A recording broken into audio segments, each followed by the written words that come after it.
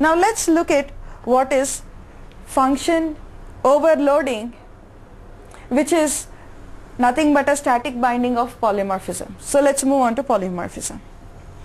You have seen here we have written more than one constructor for a class.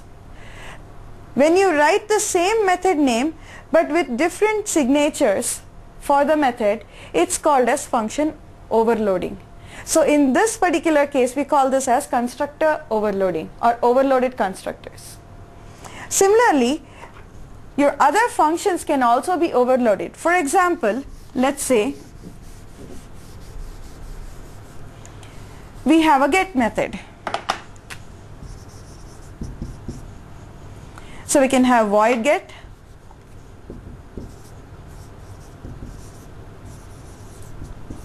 of int, for instance,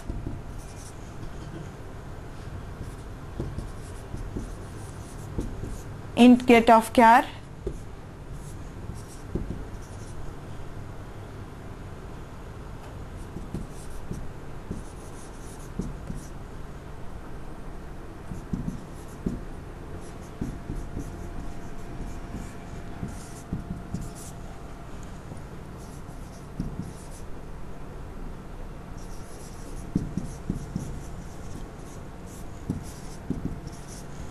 so if I write the same method name with different signature, it's called as function overloading. But take a look at this. We have a get without any parameter which returns void, a get with a int and void, get with a char but the return type is int. So in case of function overloading, you can change the return type provided that the parameters are also different. Okay? But we cannot have a function with the same name, with the same parameter, but just changing in the return type. This is not allowed, because if you were to create an instance of this class, call the get method, okay, it would not know which get to invoke because there is just a change in the return type.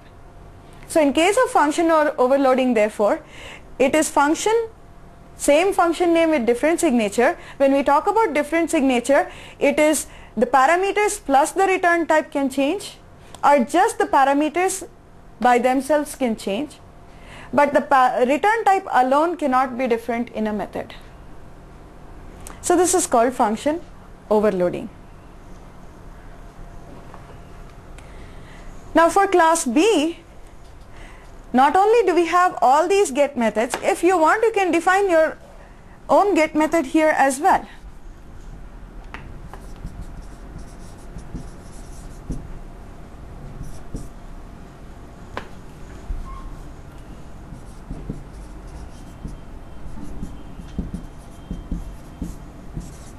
So when you create an instance of class B, and for class B you have not only these particular get methods, not only do you have these particular get methods, but you also have a get method which you have defined in class B.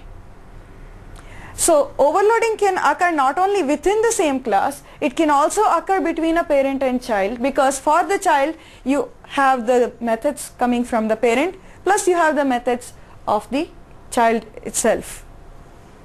So again you have a overloaded get method. But whereas if you look at the set, we had overridden the set method because it's the same signature as the parent.